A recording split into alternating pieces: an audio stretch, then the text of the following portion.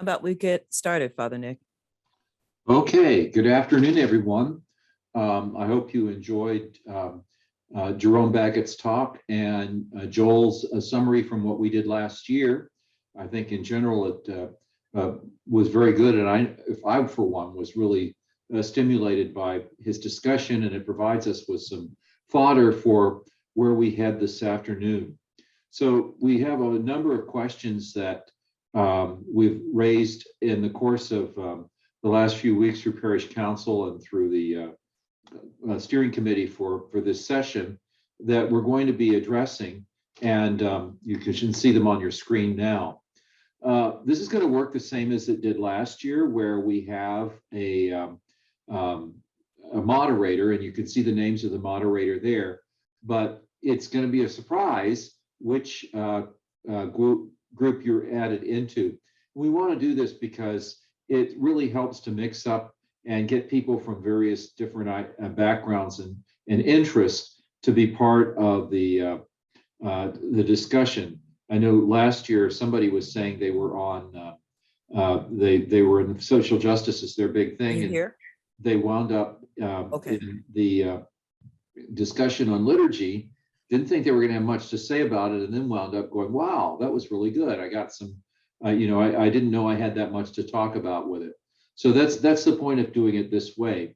So in a minute, I guess Norah is going to divide us up randomly for the thing and to each one of the topics. And as I say, it's important that we get feedback from people who would not normally be addressing these issues. So keep in mind what we talked about this morning, but don't limit that to your discussion now. And also remember that, I lost my train of thought there, but remember that this is all headed toward how we evangelize our community, and specifically in the North Berkeley neighborhood. So Norah, did I leave anything out? The only other thing I'm thinking about, did you ask that someone take for each group, Yeah, someone take the role as so we need to have one person in each group be the recorder, and probably that person then will report back to the larger community at the end, although the rest of you are welcome to chime in as well. Okay. So Norah, you're gonna does everyone have all their do all the leaders have their topic question? Fabulous. Thank you all. Let's see if we can make this work. And I'm not closing all rooms. Oh, I don't want to sign. Let's do.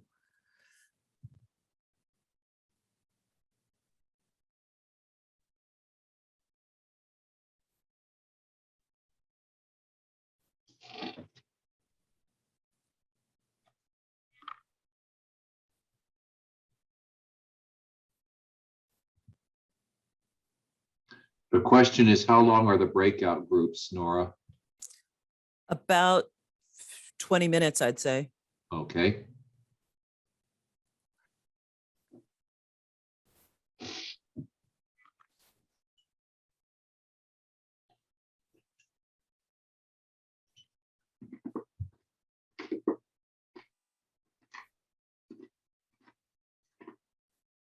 Also reading how that everybody needs to be able to unmute themselves. Oh, shoot. Welcome back, everyone. At this point, you can actually unmute yourself if you would like to, but for the most part, it's easier if we remain muted while you're not talking. And at this time, we'd like to get some feedback from all the different groups. So I hope that either the person who was the leader for the group or the person who was the scribe will be able to give us some notes, and I will try. I'm going to share my screen and make that possible. Does that sound like a good plan? Yes. Great. All right. Who would like to go first? Do you want group 1 to report first? I don't really care, whichever works for you guys. Okay, I'm group 1. So why don't we? And Nora, I'll be handing you my notes after the meeting. So Oh, that's going to be helpful. Uh-huh. So some takeaways or what we came up with is, one, the church is open and welcoming, that whether it's a parishioner or a visitor, they're drawn in, they're comfortable. We are serving, so through the social justice programs, dinners, liturgies, we are serving the greater community, not just behind the doors of the church.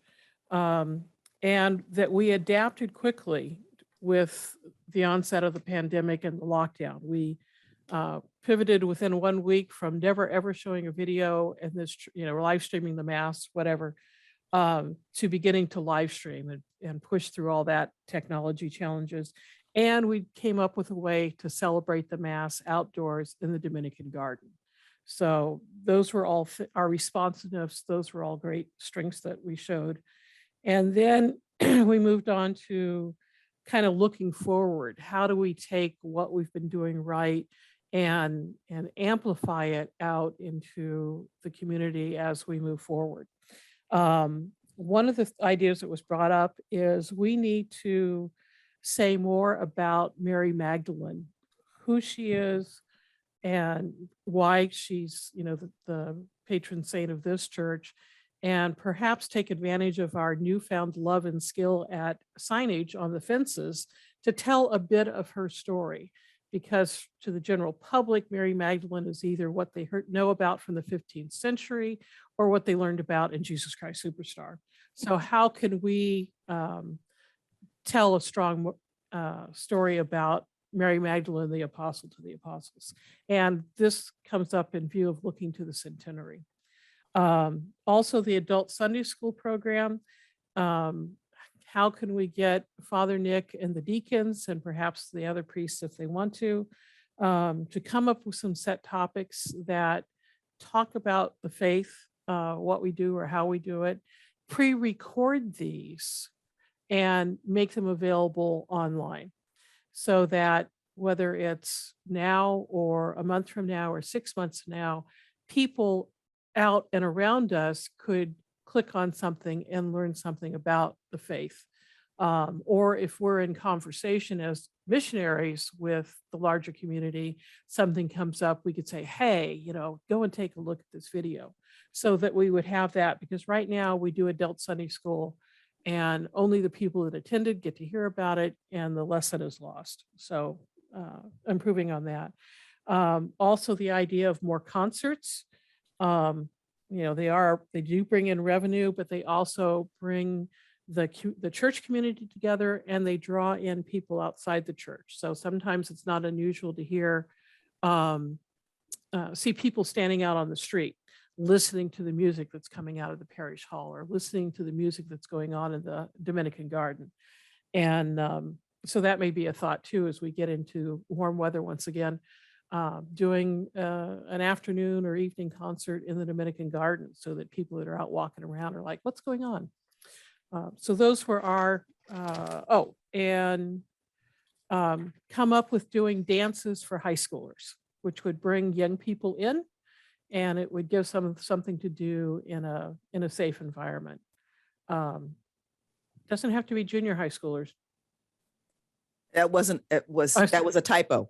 Okay, I wasn't sure which, but I wanted you, So anyway, that was a thought as a way to socialize teenagers.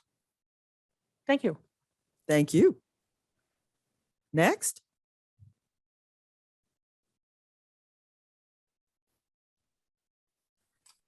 Joan, are you ready?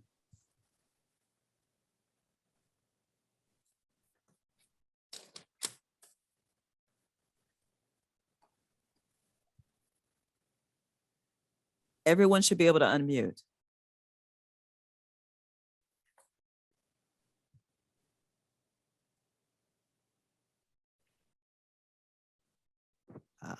Okay, let's go on to Maria. Okay, I got it. Okay. Just happened. All right, thank you. Woohoo. So our question was, what are the areas that are not our fault? Where we were kind of framing it as, what are the parts of what's happening in the parish that we can't really impact in terms of evangelization.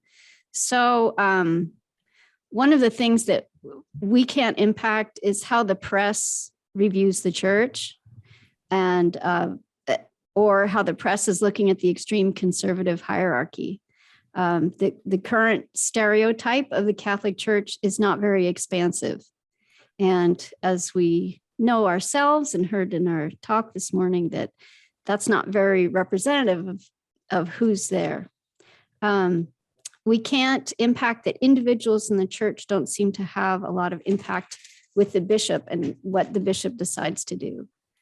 And non-Catholics in the press don't always give the best view of the church, either because of that they don't really know or because there's another bias there. And good things don't always make the press. In the secular university, in the academic world, a lot of people say that their kids go off to college after going to Catholic school and really struggle with their faith, and that science versus faith is not an actual dichotomy. And that we should really, it would be helpful if the sexual abuse scandal really got cleaned up. And there's a lack of continuity from parish to parish, that in the way, everything from whether there are girls who are altar servers and how they approach their lector and Eucharistic ministers. And then the rest we just talked about, things that we were thinking of. So I don't know if it's appropriate to go into that, or do you want to just stick with what areas? Keep your notes and turn them into me if you could. Okay, definitely. All right. So that's it. Thank you. Group 3, Maria. Okay. Thank you. I was going to say Denny took the notes for our group. Okay. Dennis? Okay, they got me. It's good. It's good. Can Yay. you hear me now? Yes. Yes. Jeez. Yeah, it just kept saying that the host is not allowing participants to unmute themselves. Now it's changed. So that was hell, though. Okay, we are. Ours is what we need to do. What are the areas in which the church can improve its image? Okay. We all expressed a major concern over the role of women in the parish. I'm sorry, in the church. And as a corollary, it basically elevates the role of men in the church, causing a major imbalance in our church. We need to really do a lot about that. The other item is family planning, access to birth control. That is an issue that we really, again, need to address in terms of what is really going on with Catholic members of parishes. The third thing is there's concern among our group about our young people going through the sacraments in their early years, and then after a while, usually high school area, confirmation, they walk away. And we're just not meeting that gap that seems to be between confirmation and possibly marriage in the church. We need to work that out through getting people through into adulthood and still be viable parishioners. The next item, a position on the LGBT community. We need to do a lot of good PR work on that. We need to make them as welcome as we can be on a parish level. We have some situations in our own parish that are kind of sad. Church doesn't really talk a lot about the LGBT community, and we as a church need a formal acceptance of this lifestyle.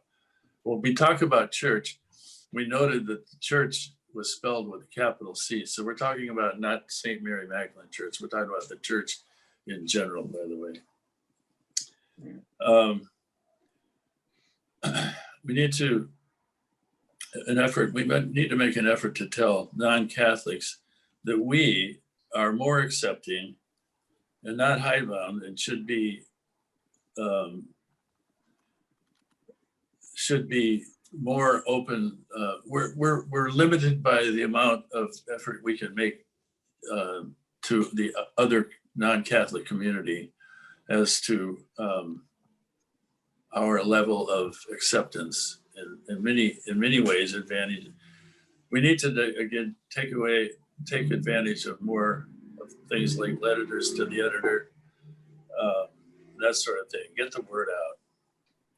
And I'm sorry, Jenny, could you, would I'm you sorry. restate that again for me, please? I'm sorry. Well, we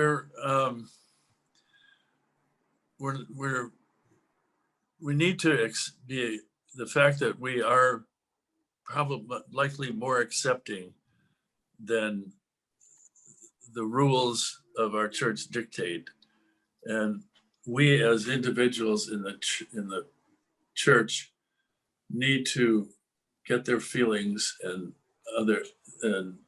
more acceptable feelings out into the world. And one of the things we're talking about is just maybe taking advantage of letters to the editor, that sort of thing, because a lot of non-Catholics are taking advantage of that. Okay. We like to indicate more that the church is like more we, the people of the church, and not so much the bishops or cardinals or the hierarchy. They seem to get all the press in what the church is all about. We'd like to get our 2 cents in as just members of the church.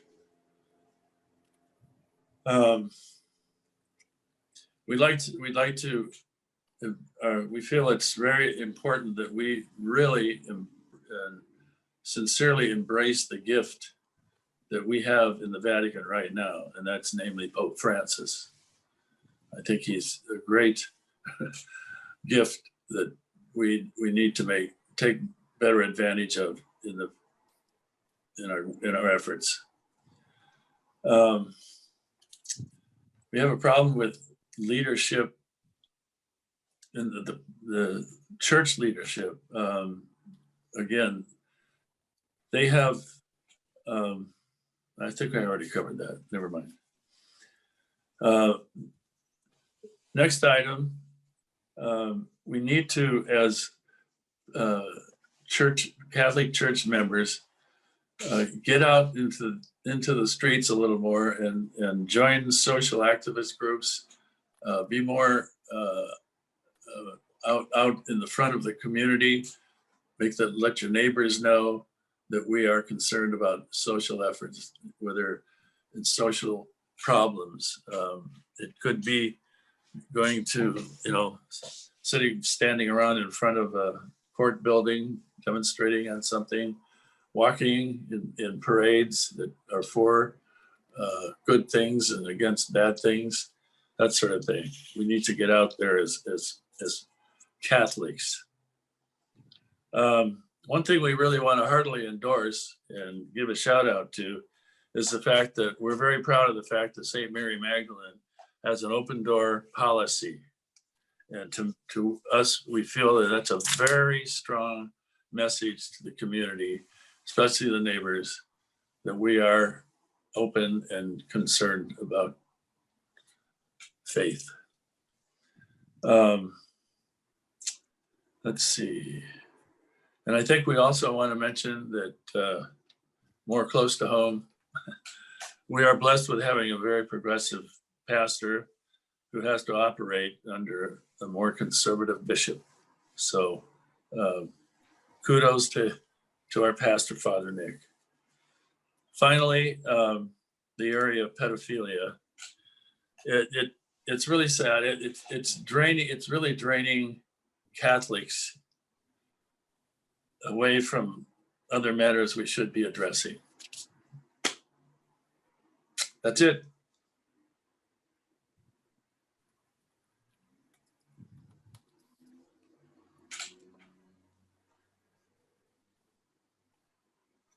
Great. Thank you. Okay, Kira. There you Can go. you hear me now? Yes. Yeah, sorry, it kept telling me I could not unmute. So the way to combat misinformation, Heather gave a good answer to that, is by offering good information and providing quality sources for people to go to, even beyond what we might give them as an answer. We did think that it's good first to define what the misinformation is that we're trying to counteract. So to be more clear about what that is. But in general, being open to dialoguing with friends in a loving manner, like our morning's host, Jerome Baggett, spoke about that. It's also good that we record things that we do in our parish and provide online access, like to the symposiums and discussions that we hold. Another idea was that we should go out to people and not expect them to come to us.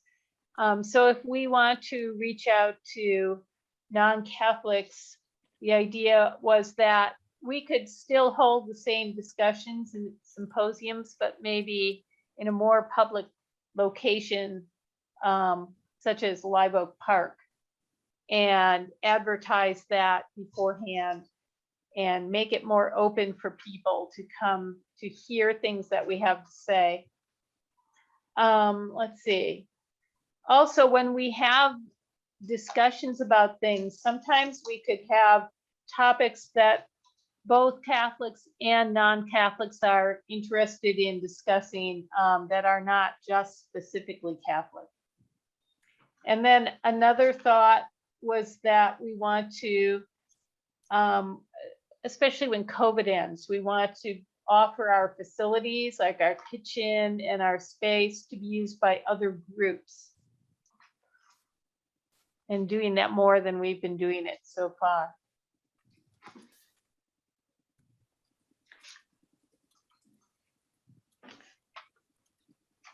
And I think those were our main ideas, unless somebody else in the group thinks that I missed something.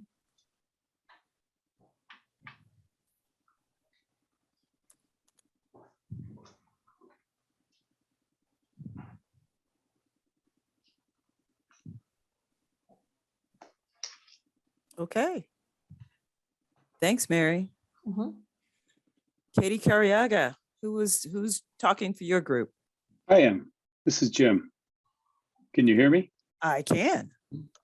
Nora, I put in, if you want to just copy and paste from the chat, I think you can. It's a little lengthy working definition that we came up with.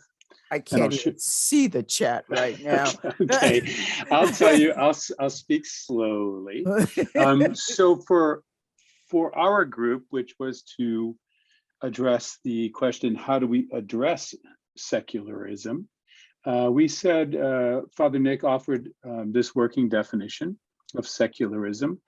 The human community, the idea that the human community can work on and solve problems themselves, usually through state or government function, or some kind of organizational function. I can add that to it. And I'll wait for Norah to finish that before I go on.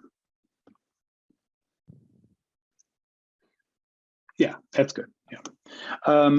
So a few of the things as we started talking about secularism, either in Berkeley as a whole or Berkeley as the campus of UC Berkeley, we definitely saw that the organization, and Katie Cariaga has offered in the chat guidelines from the university that kind of expectations or norms that the university uses for people on campus. So that kind of takes the place, that's the kind of rules or the deportment, as it were, that people are expected to follow. There is a conflict sometimes, and those conflicts, I guess, are handled by the organizations or by the university itself. How do we address it? Andy offered, I think, something that fit in line with some things that Mary was talking about, and also something Denny was talking about. A specific suggestion would be to put out an invitation to marginalized groups to an event such as our concerts, such as symposium. And Father Nick added the idea that we could invite them to be our honored guests, which elevates them and tells them that we consider them to be important to us. The suggestion also to follow up on that would be to go through the events for the year to see what kind of events could we do that with. Could we use Mary's suggestion of Live Oak Park, something that's a little bit more easily to stumble upon, if I may, which I think also adds to that idea that we're open, that we're out there, not just behind our walls, but out there in the open, out in public, inviting people in. Carl, a member of our group, had another suggestion as a way to share our traditions with the secular community. That would give our community, our Berkeley community, not just North Berkeley, but Berkeley in general, the idea that we search for truth and beauty and the basic things that we can share with others, non-Catholics alike, through the dialogue and activities that we're proposing. Father Nick somewhat had, I wrote it down just because I think it was audacious, but very, very doable. Put a sign out in front of the church, and he doesn't literally mean this, of course, but just with a sign saying, come and tell us what you think about the Catholic Church, which would open up conversations. And we, of course, would have to, of course, massage that into something that's a little bit more doable, or a question that would lead us into something more of a conversation instead of rants from people. We finished up our conversation with a talk of slippery slopes, and one of the ideas that, as we try to address secularism, we as Catholics have metaphors within our tradition. We have miracles within our tradition. We have explanations with our tradition. We have difference of opinions in our traditions. And a lot of times we get labeled cafeteria Catholics because we believe one thing that Rome says, other things that were guided by the Spirit personally. So we have a different opinion than the Vatican. And so trying to combat the idea of being cafeteria Catholics, digging a little more deeply besides the kind of the top layer of what it means to be a Catholic, but to get to the nuances that being a Catholic has embedded in our belief.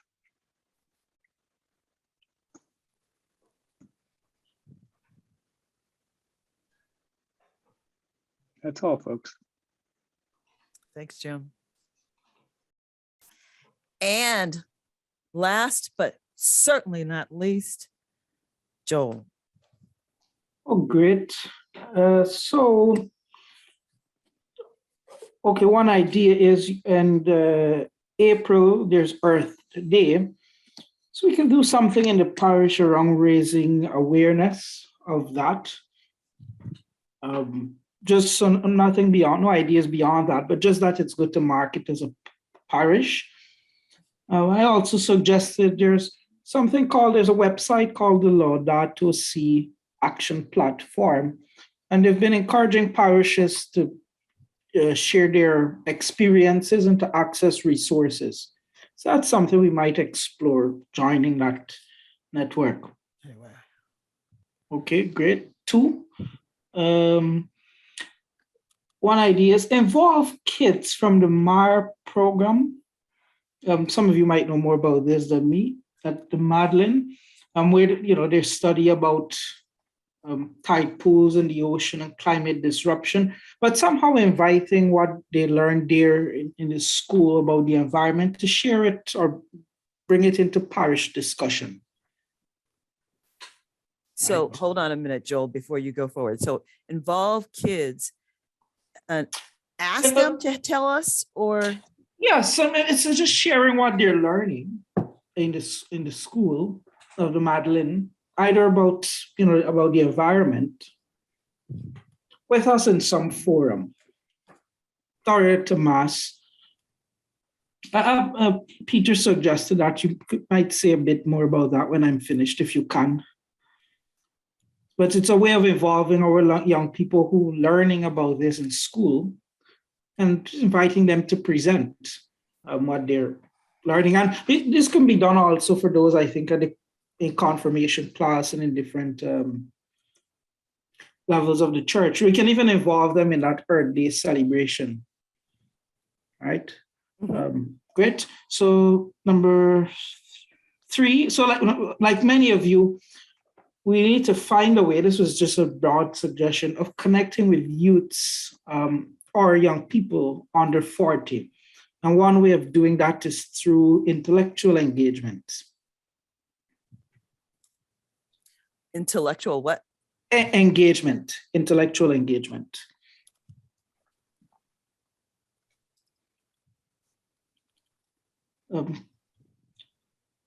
So taking their questions seriously. On the 40, not the 14. Oh, 40. 40. Sorry. Great. So even I'm under that, because young people, we're just remarking that in not many in church these days. And all this is not to necessarily care for creation, but an idea, since we're having these symposiums on burning questions, and there's 3 I have here: economics and Catholic social thought. Yes, and Catholic social thought. Watch out for the spelling. Yep. Okay, good. Artificial intelligence. Ooh. That's the next one, artificial AI, basically. And then neuroscience and the soul. Neuro. Yeah. Gosh, the words that go out of your head. Yeah. Well, yeah, so neuroscience. And I don't know, Peter, if you're here, if you'd like to add into any one of these. Can you hear me? Yes, we can. Yeah, well, basically what I'm interested in after the symposium that I'll be speaking at the end of February, I would love to see a semi-annual parish symposium addressing really cutting edge issues, since we have a parish filled with amazing luminaries. And there are lots of questions that Catholics need to know about, such as, what should a Catholic think about economics? What should a Catholic think about artificial intelligence or genetics and agriculture, or how to address world hunger? And I think it would be a wonderful way to engage the intellectual dimension of the parish if we could take advantage of people within the congregation who are qualified to speak to these, and also bring in outside guests. I have a friend at the Markula Center of Applied Ethics at Santa Clara. He and I were at the GTU together, and he's a specialist in artificial intelligence and Catholic ethics. So we could simply brainstorm, a dozen topics that we'd like to see in the next 5 years and see where it goes from there. Sounds like you've created a role for yourself, Peter. I suspected that, Nora. I'd be happy to do that. Yeah, so thank you. Yeah, and so just that, I see in the chat, yes, Heather, putting the children will be learning about Laudato Si, but it's to find a way that they can share what they're learning with us, and it'll give them confidence, of course, in sharing, and of course we're learning, but just making sure they're part of our evangelization efforts, and that they know that we take the environment seriously. So that's it. All right. Thank you all. And for those who have notes, because I probably missed some things, if you would share those with me, that would be lovely. Okay, where are we in her day? I'm going to stop sharing. Nora, can you share these notes too? Because I was just about to take a screenshot of the last one when you moved up. Well, what I'll paper do up. is yes, I will definitely share these. What's going to happen is when I get everything and get it all together, I will make sure it goes out. Great. Okay. Nora, Yes. I wanted to say that I wanted to add something to what Denny had mentioned. Yes. In terms of when he was mentioning about people organizing and protesting and things like that. I think what we should have added is that one of the things that I found being involved with the Social Justice Committee was working with other churches. For example, Temple Bethel and the Methodist Church that's up the street. And I just feel that a way for other churches to see us would be being involved in different activities. For example, for Bread for the World, many of the local churches would get together and they would march down Shattuck, right? And so I think that would be a way to also have people see the church in a different light, with us working together with other churches, more ecumenical. Thank you. Mhm. All right. Wondered if I could say something quick. Go ahead, Laura. I just wanted to point out that our parish is officially a part of a group called ICON. It's the Alameda Interfaith Climate Action Network, AICAN. And this stemmed in part from when Father, oh Lord, I can't remember his name, the priest, Father Kieran Healy was our pastor again for a year. And he led this group in reading the then new encyclical Laudato Si. And since then, before COVID, the group used to meet monthly at different churches. And I've been a part of this group along with Maureen Wazalowski and Claire Broom. And they have met in our conference room and in Norton Hall on a couple of occasions. And I know, Father Nick, last year you said you had a dream that you wanted to do something special for Earth Day. And that didn't happen in 2021, but there's still time to get something going in 2022, because I reached out to other members of the group and they were eager to get something going. There are two synagogues, a couple of Methodist churches, Unitarian Universalist Church, some in Berkeley, some in Oakland. So we do already have irons in those fires, and maybe we could build on that. Thanks, Laura. Mm-hmm. Okay. All right. Nick, at this point, we are pretty much at the end of our day. Mhm. Father Nick, do you have any closing remarks? I do need to want to tell some folks about a little bit about our synod. Okay, two major things that are coming up that we need, which you would like to have you involved in. First is a month from now, on the 26th of February, Peter and a layperson by the name of Philbert Chin will be leading a discussion or symposium on classical philosophy and its effect on church teaching. And if that's not enough to make you go into a coma right at the moment, the real title we've given to it is Heaven Real? And that's basically clickbait. But the point of it is, I don't think any of us realize how profoundly the ancient philosophies that came out of Greece affect church teaching to this very day, and some of the basic doctrine of the church.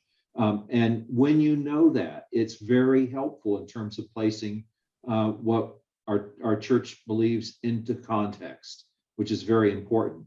I sent this out on the general to the priests and so forth of the diocese a few weeks ago. We didn't want to advertise it too much until after today, because we're afraid that people would get the two things confused. But one longtime priest in our diocese says, "Thank God for something that's dealing with the foundational theological issues to be discussed in the church." That is an in-person event. Hopefully, I mean, COVID could raise its ugly head once again, but it will take place on Saturday the 26th here in St. Mary Magdalene Church, traditional format where two papers are given, and then there's a respondent to the two papers and some wrap-ups and so forth. I probably will be doing a homily the same weekend that ties into what's being said. I think everybody that's been here today virtually would really find the two topics, the topic fascinating and engaging. So I hope all of you will plan to come. We do need an RSVP, and the only reason is we're serving lunch, and we need to know how many people to prepare for. It is a free event. One of our parishioners has underwritten the cost of the event, so it's not coming out of the parish budget. But once again, mark it on your calendars right now, Saturday, February 26th. We probably will have the talks online afterwards, but there's no substitute for being there. I can tell you from being in the room when Jerome Baggett was giving the talk that you were missing a lot of his dynamism by the fact that you couldn't see him gesticulating and so forth as he went on with the talk. So hope to see you there a month from now.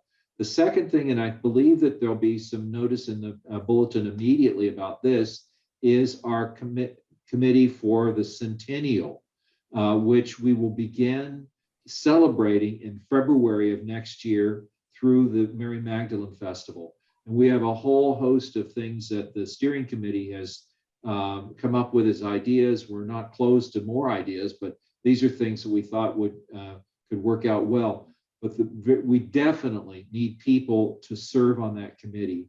And I believe, Norah, I'm not sure we have already set a date for the next meeting. I believe we did, when we'd like people to show up and be able to discuss, how we go forward with the Centennial Committee. There's about February 19th.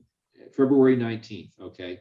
And there's about 8 different branches of things, much of which has to do with evangelization. And it's a good place for us to get all this stuff started. So those are the major 2 things that I need to announce today. I mentioned this book earlier, but I'm going to show it to you again, that this really is something that will help you for the prepare for that symposium on the 26th. It is called The Good Life Method. Frankly, I think the title's a bit unfortunate, but the book itself is excellent. It's basically the Philosophy 101 course taught at the University of Notre Dame. And it's dealing with, again, classical philosophy and how it applies directly to our lives. And it's a very stimulating book. So I recommend that you read that. We'll be putting out some other stuff from Peter and Filbert about if you need to read more to get ready for the symposium as well. I want to thank Jerome and Joel for their leadership today and giving us food for thought, and all of the rest of you, and particularly Norah and Kat, for their work and seeing to it that we were able to do this virtually today. But to everybody that's participated, I think I'm going away from it charged up. And I have to tell you, when I'm on Zoom this long, most of the time, I need to take a nap afterwards. So thank you all very much for hanging in there and for such great interaction. And Thank you. as you've all probably heard, as of October 10th of last year, Pope Francis opened a synod on synodality. And the diocese has begun its part, or formally opened our share, on October 17th. The synod itself will run from last year, October 10th, to 2023, when the bishops meet as a group. There are 3 phases. Our first phase is meeting in the parishes and gathering information. We have scheduled 2 meetings, one for February 7th at noon, and the other one for February 23rd at 7 p.m. That doesn't have to be all the meetings, but those are the 2 big ones that we've scheduled so far, and we'll invite others to be a part of that process. After the initial, all the parishes in the diocese have until March 15th to do these listening sessions, and then that information goes to the diocese. Then the diocese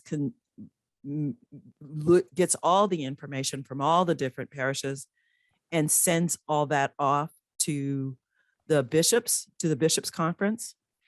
Then they compile all the information from all the dioceses in the United States, and they send that off to Rome. So that second part where the bishops had it is phase 2. Phase 3 is when it's with all the bishops in Rome for their dialogue. Then, hopefully, it's our prayer that the bishops will then issue a document that we can use to start re-imaging our church. If it comes from the people, we'll see what we get. This is what we as the people want to see our church to be. So that's the purpose of this synod. I hope that everyone will take an opportunity to be involved in a listening session. I was going to share the questions with you guys, but that's probably irrelevant right now. But please take the time. I'll get the questions out to you, or we'll put them up on the website. This is a wonderful opportunity for all of us, for the Catholic community at large, to say to those who believe that they're in charge, this is what we want. All right, thank you. I would just add quickly that if anyone's interested now, if you go on the Diocese of Oakland website, oakdiocese.org, there are some very interesting videos that have already been put up by the core team. And Kat and I participated in a listening session this past week, and Father Nick was in one the previous week. So it's really exciting and thrilling, and the videos will let you know more about what's going on. I believe we're going to run the bishop's video at the masses sometime in near Next weekend. future. Next weekend, yes. So the one that the bishop put out himself will be shown. We can't show it at 9:30 out in the garden, but those who are in the garden can tune into the diocese, or you follow the link from our website. Okay. I believe it's time for closing prayer. Okie dokie. Here we go. In the name of the Father, and the Son, and the Holy Spirit. Amen. Lord of day and night, of beginnings and endings, as we prepare to conclude this meeting, we once again lift up our hearts to you, the divine source of all life. We thank you for the gifts that have been present within this act of service to you, O God. We are grateful for the gifts of fellowship and understanding, of mutual respect and shared vision, of perseverance and insight into the common concerns we share. For these and all other graces, we are thankful. As you have blessed our coming together, now bless our departure. May your blessings be on us in the name of the Father, the Son, and the Holy Spirit. Amen. Thank you, Joan. Thank you all very, very much. This has been a really wonderful day. I hope that we've all taken something fabulous from it. Have a good afternoon. See you at church. Thank you, Nora. Thank you. Nora. Thank you all. Thanks. Bye. Bye.